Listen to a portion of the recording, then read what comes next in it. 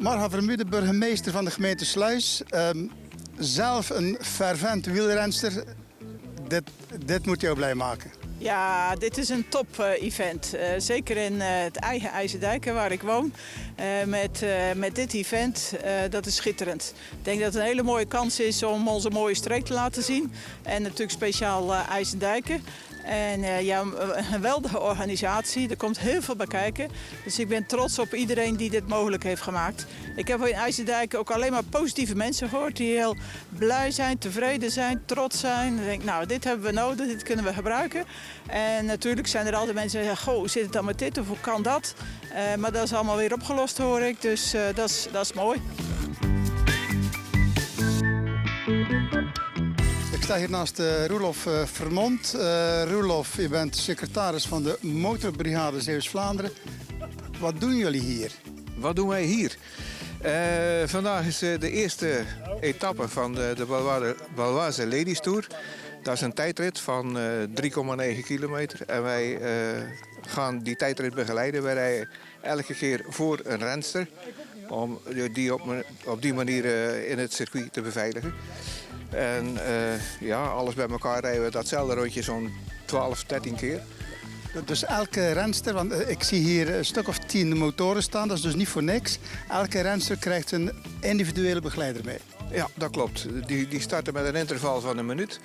En op het moment dat de renster van het platform komt, zijn wij al onderweg. Daar krijgen we een centje voor dat we een 100, 150 meter vooruit rijden. En op het eind, als de renners gaan finishen, proberen wij alvast van tevoren weg te zijn. Dan kunnen we terugrijden, zodat we ook de rensters niet in de weg rijden als ze moeten finishen. En dan sta je weer klaar, staat de volgende renster in feite weer al. Ja, staat de volgende weer klaar om de volgende op te pakken.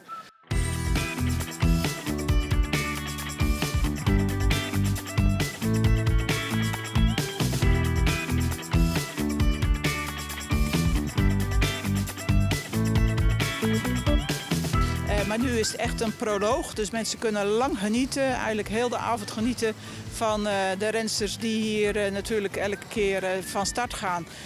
En ook het mooie parcours onderweg, kunnen mensen ervan genieten. Ik hoop dat het ook iedereen lukt. Nou, het weer werkt mee, wat willen we nog meer?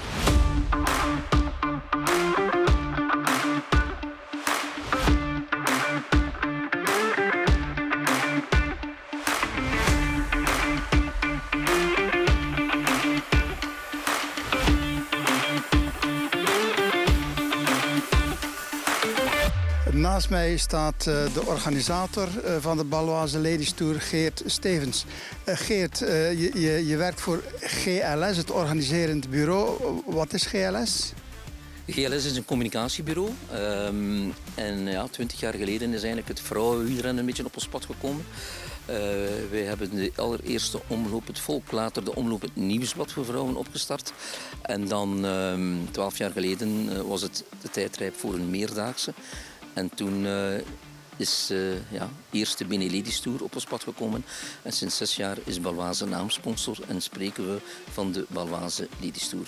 Want Baloise is eigenlijk een verzekeringsmaatschappij, begreep ik. Dat klopt. Dat is een internationale verzekeringsmaatschappij, ja. Hoe kan je de Baloise Ladies Tour het beste omschrijven? Ja, het is een internationale vrouwenkoers voor de wereldtop. 5 dagen lang. Doorheen België, met wel de uitstap altijd ieder jaar naar Zeeland. Waarom is dat? Omdat wij eigenlijk het karakter van de koers was de BNE Ladies Tour. We hebben altijd in België en ook een Nederlands verhaal in het rittenschema opgenomen. En nu noemen ze het wel de Baloise Ladies Tour, maar het karakter van de koers blijft een België-Nederland verhaal. En dat willen wij zo behouden. Vandaar ook de inbreng van de provincie Zeeland in het ganse verhaal. En de proloog organiseren wij telkens jaren op een diverse plaats in Zeeland.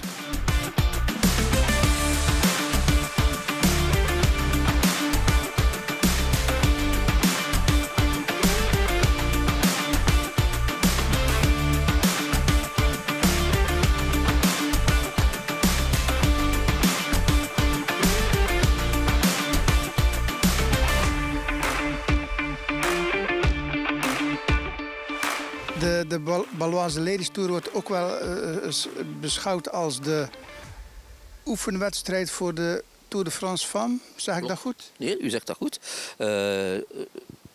Binnen 10 dagen start de Tour de France voor de vrouwen.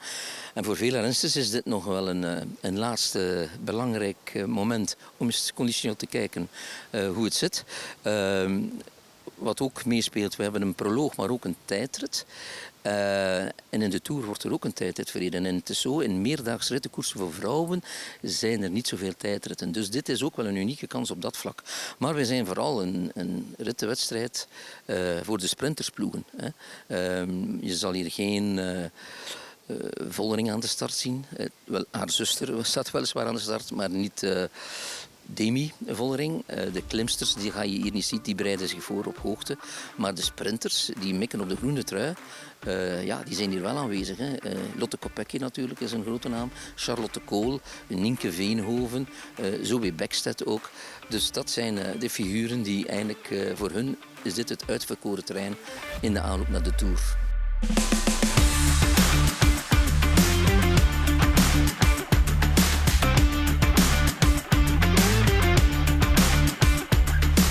Er zijn nogal, je noemde net al een internationale wedstrijd, maar het is wel groot internationaal begrepen.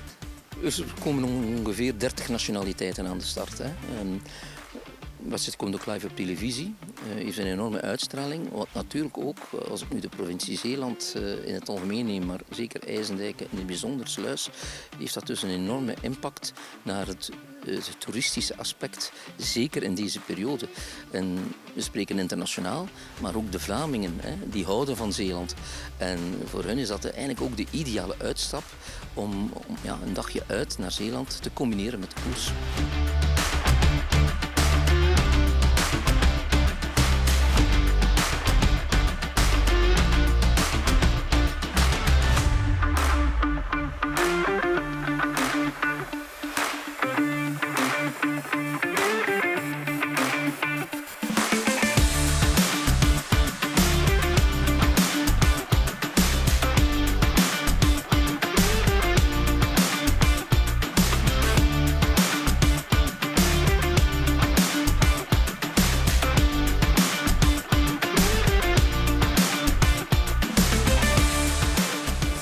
De Baloise Ladies Ride, wat zegt dat jou? Het is een internationale wielerwedstrijd voor vrouwen.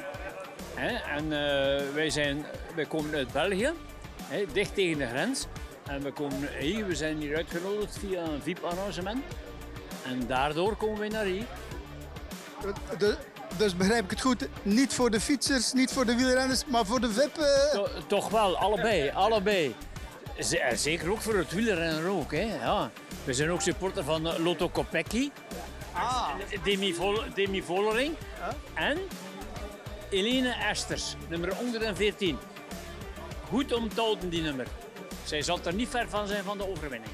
Ik sta hier naast Guy en Guy is van ET Productions. Wat is jouw rol vandaag?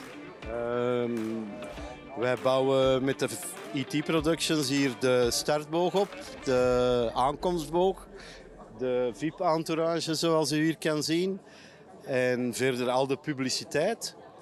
En dat zal het zo wel zijn, zeker hè? Ja. Nu is het even rustig voor jullie, de wedstrijd is begonnen, even niks te doen, lekker een biertje drinken. En als de wedstrijd klaar is, dan is het weer volle bak er tegenaan. Dan is het weer volle bak er tegenaan en in omgekeerde richtingen. Alles afbreken, alles inladen en vanavond nog door naar de volgende bestemming. Je houdt je er goed mee bezig. Gelukkig kan je tussendoor eventjes rust nemen en eventjes genieten van een goed biertje. Maar straks is het weer volle bak tegenaan. Maar dat maakt het ook fijn, hè? Zo een biertje met de collega's en dan even bijpraten. Met jullie wat bijpraten, mensen leren kennen. Dat maakt het gezellig en dat maakt de job draagbaar. Hè? Al met al een gezellige job. Sowieso, je moet het graag doen, anders lukt het niet. Guy, bedankt. Graag gedaan.